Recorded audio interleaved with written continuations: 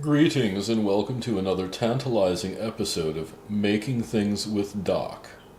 This week we shall lovingly recreate that classic Italian aperitif, Limoncello. But we shall include a twist that will allow Limoncello to transcend the humdrum classic style to the heavenly. Alright folks, let's get our snoot on.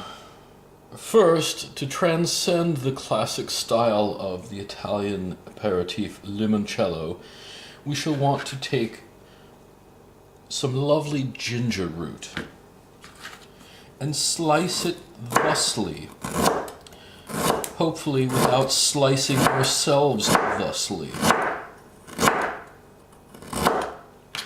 If you can get it thinner, it will be better, but if you can't, have no worries.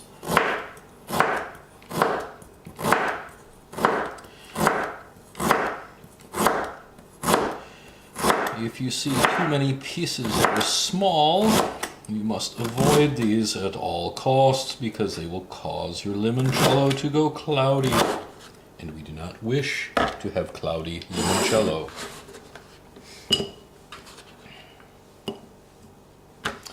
Since these are cut a tad bit on the thick side, we don't want this piece. It looks just a bit manky. Since it is a bit on the thick side, we will very gently press them so that it releases the essential juices. Notice how gentle I am being.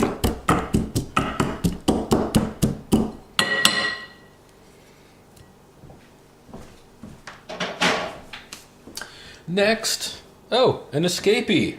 Dreadful. Next, we will want to zest 10 lemons. These lemons have been washed.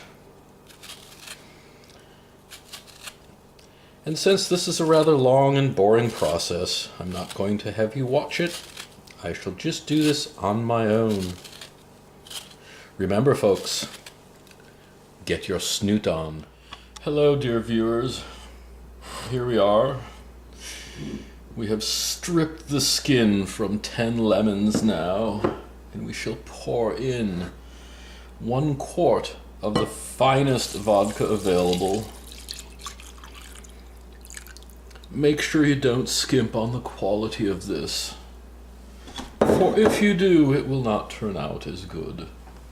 I always use Gordon's. I think it's $4 for a quart. Spare no expense. Oh, enough of that. Okay, actually, use cheap vodka. Cheap vodka will actually turn out just as well as a high-end vodka.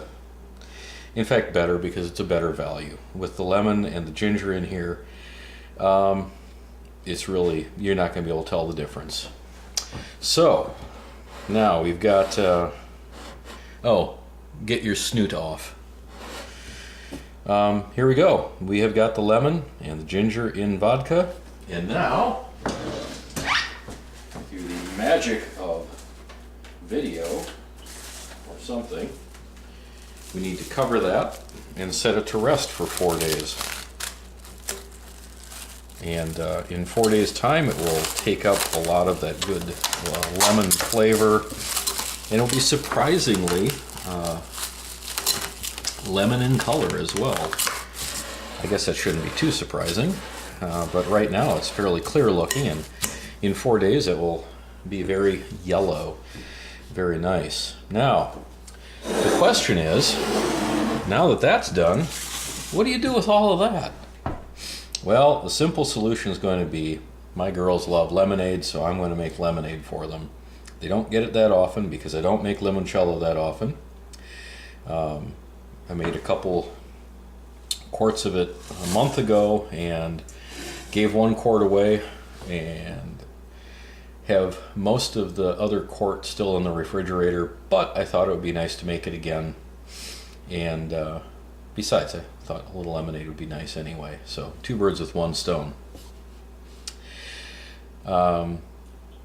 There's one more step left, and I'm going to not post this video until I get that last step done. Basically, make a simple syrup of 3 cups of water to 2 cups of sugar, boil it, let it cool to room temperature, and then we'll filter this because the ginger I added and probably smashed up too much. That will cause a cloudiness in the limoncello, so I'm going to have to run it through a coffee filter.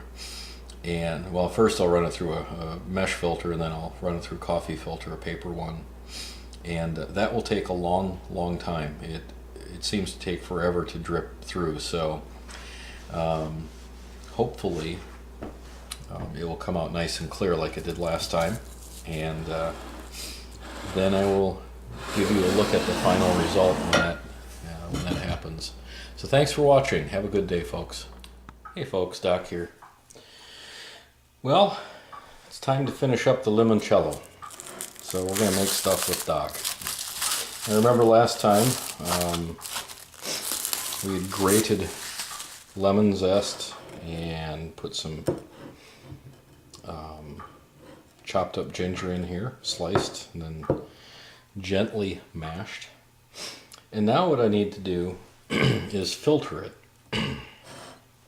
And I'm not exactly sure how well this is going to work. I'm going to filter it into this container. And it does take quite a long time for it all to come through, so I'm not going to have you sit here for the whole thing. It does tend to drip off of the bowl as well, which is kind of a bit disturbing. Probably should have picked something with a spout like this to put that in, and then filtered it into another, actually not into this, into another one of these.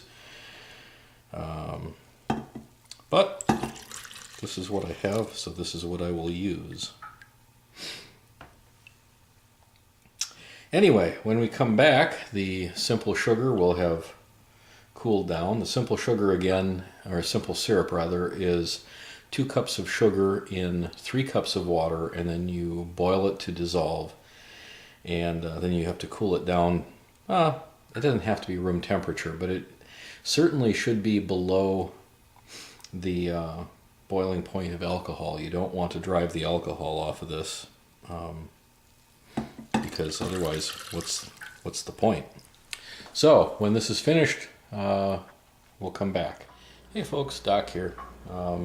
Okay, we've got the simple syrup, and we're going to add that to the alcohol and lemon. That makes a total of 8 cups, so it would be about just short of 2 liters of limoncello. So give it a bit of a stir, get it mixed up really well. Oh yeah, that smells good. That is really nice. Now what I'm going to do, since I have leftover bottles, I will put the limoncello in some bottles of things I no longer have, and store it that way. Ideally it should be stored under refrigeration. I have stored it in the open, in the basement, where it doesn't get too hot over the summer. Probably approaches 70 degrees on the hotter days, but that should be okay for storage. Believe it or not, this stuff really does last that long in this household, so I don't expect to go through these 2 in 6 months' time, probably. Last time I made it, I did give 1 quart away, and so I'm still working on that 1 leftover quart. These will go into storage.